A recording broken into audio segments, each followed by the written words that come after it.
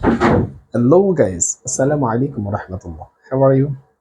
I hope you're all are okay. So we are going to start Arabic and English language, or we are uh, going to learning Arabic language and English language with basic. So we will learn daily daily uses languages every part and everywhere and every places. Okay. তো আমি আজকে যেটা শুরু করতে যাচ্ছি আপনাদের সাথে সেটা হচ্ছে আমাদের দৈনন্দিন জীবনে প্রয়োজনীয় যে বাক্যগুলো ইংলিশ এবং আরবিতে বলতে হয় সেগুলোকে আপনাদের সাথে আজকে থেকে আমরা শুরু করব। এখন এই ভিডিও থেকে শুরু করতে চাচ্ছি যাতে করে আপনারা আরবি এবং ইংলিশ দুইটাই বেসিক সহকারে পারেন। চলুন আমরা অলরেডি বোর্ডে লিখে রেখেছি সবকিছু, আমরা প্র্যাকটিস করতে হবে, প্রচুর প্র্যাকটিস যদি আমরা করতে পারি তাহলে ইনশাআল্লাহ আমরা পেরে যাব। তো এখন দেখি আমরা কি লেখা আছে, আর আমরা তার সাথে সাথে আমরা যে বিষয়টা আমরা এখানে শিখতে পাচ্ছি সেটা হচ্ছে বেসিক। বেসিকটা বলতে যেটা আমরা বোঝাচ্ছি সেটা হচ্ছে আরবি এবং ইংলিশ দুইটারই বেসিক আছে। আমরা যে বিষয়টা শিখতে চাচ্ছি, যে বাক্যগুলো শিখতে চাচ্ছি প্রতিদিন যেরকম আমি চাই, তুমি চাই, যে আই গো, ইউ গো, হি গোস, এরকম বলে থাকি না? তো এটাকে আরবিতে বলতে হবে।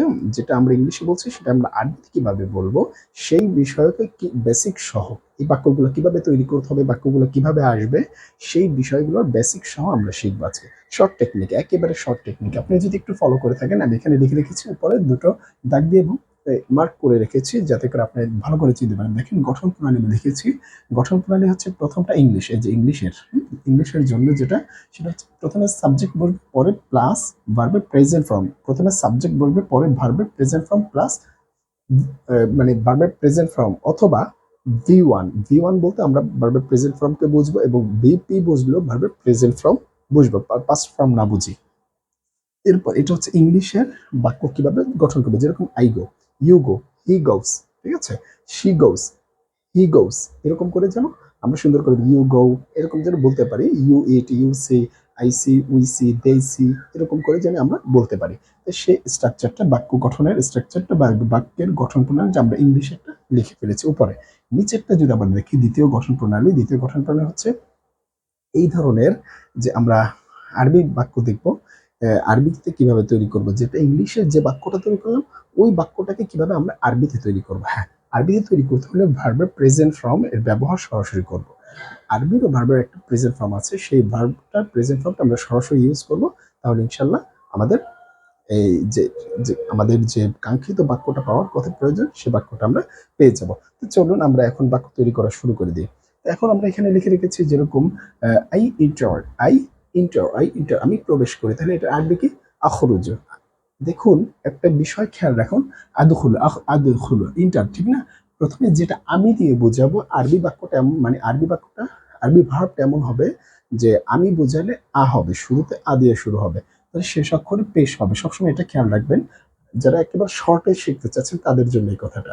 আর যারা বেসিক নিয়ে শিখতে চাচ্ছেন তারা অবশ্যই আমার এই পেজে অথবা এই চ্যানেলে এই ভিডিওগুলো পেয়ে যাবেন, আপনার বেসিক সহকারে সেখানে আলোচনা করা আছে।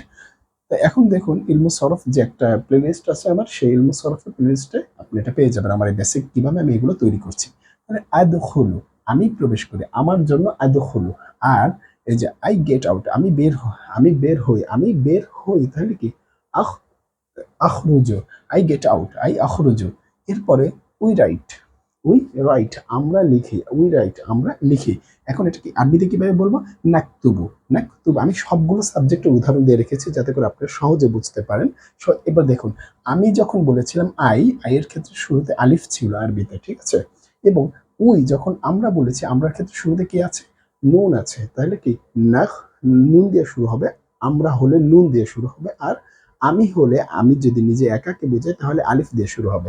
তাহলে কিভাবে বলবো, নাকতুবু, নাকতুবু, উই রাইট নাকতুবু। এরপরে উই উই লিভ আমি ত্যাগ করি, আমরা ত্যাগ করি। উই লিভ মানে কি, আমরা ত্যাগ করি। সেটাকে যদি আরবিতে বলি, ওই যে আমরা হলে নুন থাকবে শুরুতে, তাহলে নাত রুকু। আচ্ছা, এরপরে ইউ স্টাডি তুমি পড়াশোনা করো। সেটাকে যদি আবার আরবিতে বলি তাহলে কি, তা তাদরুসু। তো এখন আরেকটা বিষয় আমরা নতুন শিখতে পারলাম এখানে, আরবির যে ভার্ব, যে একজন আমি যদি হই, আমি একা হই, তাহলে আলিফ দিয়ে ভার্বটা শুরু হবে, এবং যদি আমরা সকলে হই তাহলে নুন দিয়ে ভার্বটা শুরু হবে, এবং আরবির ভার্বটা। আচ্ছা, এরপরে তুমি যদি হও, মানে তুমি তোমরা যদি হও, তাহলে তা দিয়ে আরবি ভার্বটা শুরু হবে। তুমি তোমরা দিয়ে যদি শুরু করি, তাহলে তা দিয়ে আরবি ভার্বটা শুরু হবে। এরপরে আমরা আসি ইউ ফলো। ইউ ফলো, তুমি অনুসরণ করো বা আনুগত্য করো। ইউ অবি বা ফলো যেটাই বলি। তাহলে তাকুনুতু, তাকুনুতু তুমি, তাকুনুতু মির রাহমাতিল্লাহ বলি না, তাহলে এরকম তাকুনুতু। তারপরে ইউ হাইড, ইউ হাইড তুমি গোপন করো। ইউ কনসিল বা হাইড যেটাই বলে তুমি গোপন করো। তাহলে কি তাস তাস্তুরু, তাস্তুরু, এই যে তুমি যেখানে বললাম তুমি তোমরা, সেখানে প্রত্যেকটা শুরুতে দেখেন আপনি তা আছে এবং শেষ অক্ষরে পেশ হবেই, এটাই নিয়ম। এখানে যেভাবে দেখতে পাচ্ছেন আরবি আরবি ভার্বটা কিভাবে তৈরি করবেন, যে বর্তমান বা ভবিষ্যৎ, অর্থাৎ আপনি প্রেজেন্ট আরবি প্রেজেন্ট ভার্ব কিভাবে তৈরি করবেন। নিয়মটা হচ্ছে শুরুতে প্রথমে একটা অক্ষর থাকবে, আলিফ থাকবে, আমি হলে আলিফ থাকবে, আমরা হলে নুন থাকবে, আর যদি তুমি হও তাহলে তা থাকবে। তো এগুলোর প্রথম অক্ষর নিয়ে দ্বিতীয় অক্ষরকে আপনি সাকিন দিবেন, তৃতীয় অক্ষরকে জবরজের পেশ দিবেন এবং শেষ অক্ষরে মাস্ট বি পেশ দিবেন। দ্বিতীয় অক্ষরে জবরজের পেশের যে কোনো একটা দিবেন, এরপরে শেষ অক্ষরে মাস্ট বি পেশ দিবেন। এটা বলে দিচ্ছি, জাস্ট এটা এত বড় বেসিক তো আমরা পড়ার সময় নেই, জাস্ট একটা বেসিক লিখে দিলাম সংক্ষেপে। আচ্ছা, এটা গেল। তাহলে আমরা এরপরে যদি বলি হি ফাইন্ডস, সে খুঁজে, হি ফাইন্ডস সে খুঁজে, তাহলে সেটা কি বলবেন, ইয়াতলুবু। দেখেন এইখানে আরেকটা চেঞ্জ আসছে। কি চেঞ্জ আসছে, যখন বললেন হি বা পুরুষবাচক বোঝালেন, পুরুষবাচক হি যখন বোঝালেন শুরুতে একটা ইয়া চলে আসছে, ঠিক না? আগে ওই গঠনটা যেরকম শব্দটা দেখছে, শুরুতে একটা ইয়া, দ্বিতীয় অক্ষরে সাকিন, তৃতীয় অক্ষরে পেশ, জবরজের পেশের যে কোনো একটা, শেষ অক্ষরে মাস্ট বি পেশ, শেষ অক্ষরে মাস্ট বি পেশ। এভাবে আরবি প্রেজেন্ট ভার্ব তৈরি করতে হয়। এভাবে আসুন, হি হি ফাইন্ডস সে তালাশ করে, তাহলে এটা আরবি থেকে ইয়াতলুবু সে তালাশ করে। এরপরে হি ক্রিয়েটস, হি ক্রিয়েটস সে তৈরি করে অথবা সে সৃষ্টি করে, তাহলে কি ইয়াখলুকু, ইয়াখলুকু সে সৃষ্টি করে। আচ্ছা, এবার স্ত্রীবাচক শব্দের শি, স্ত্রীবাচক পার্সন যদি হয়, শি স্টেইজ, শি স্টেইজ মানে সে অবস্থান করে। তাহলে তুকিউ, তুকিউ, তুকিউ সে অবস্থান করে। স্ত্রীবাচক আসার ক্ষেত্রে কিন্তু তাটা হয়ে গেল, স্ত্রীবাচক অনুপস্থিত, স্ত্রীবাচকের ক্ষেত্রে তা হবে, ঠিক আছে, এবং উপস্থিত ক্ষেত্রেও তা হবে। এরপরে আপনি আসেন শি অ্যারাইভস, শি অ্যারাইভস সে পৌঁছায়, শি অ্যারাইভস সে পৌঁছায়, একজন মহিলা পৌঁছায়, ঠিক আছে। তাহলে তাব লঘু সে পৌঁছায়। এরপরে যদি আপনি আসেন দে লেই, দে লেই তারা শুয়ে আছে, তারা শুয়ে থাকে, তারা শুয়ে থাকে। তাহলে ইয়ার কুদুনা, তাহলে কি হবে, ইয়ার কুদুনা। দেখুন তারা হলেও কিন্তু ইয়া দিয়ে শুরু হবে। এরপরে দে সি, দে সি তারা দেখে, তাহলে কি হবে, ইয়ান জুরুনা, ইয়ান জুরুনা। এবং সালাম গৌস, সালাম যায়, সালাম গৌস, তাহলে ইয়াদহাবু সালামু, ইয়াদহাবু সালামু, সালাম যায়। তো এই হচ্ছে আমাদের আরবি এবং ইংলিশ বাক্যগুলো তৈরি করার একটা শর্ট টেকনিক এবং সিস্টেম। এভাবে করে যদি আমরা রেগুলারলি করতে থাকি, ইনশাআল্লাহ একটা পর্যায়ে আপনি আমাকে কমেন্ট এবং চাইলে আপনার আমার সাথে যোগাযোগ করতে পারেন।